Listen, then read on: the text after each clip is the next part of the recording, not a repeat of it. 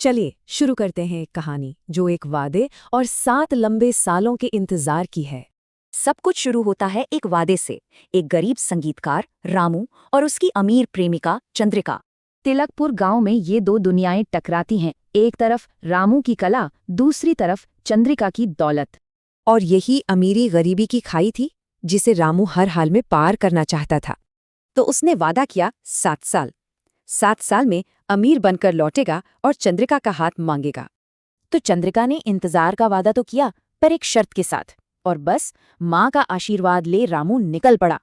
मगर इस सफर में वो अकेला नहीं था। उसका दुश्मन वीरेंद्र भी साथ हो लिया। मन में कुछ और ही चल रहा था।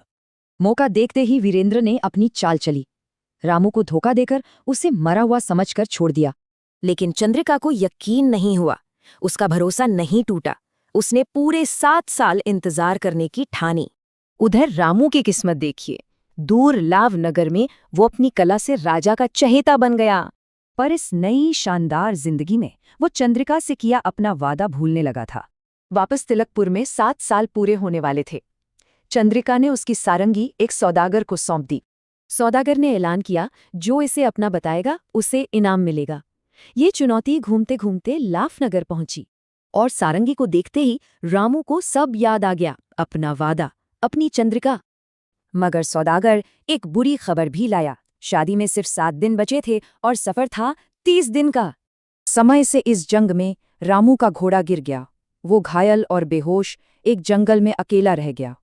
तभी एक साधु ने उसे बचाया और दिए 2 जादुई तोहफे, एक घोड़ा और एक चमत्कारी मिट्टी।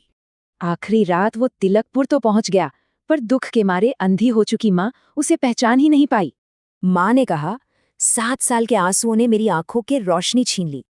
और उधर शादी के मंडप में चंद्रिका ने अपनी जिंदगी खत्म करने का फैसला कर लिया था।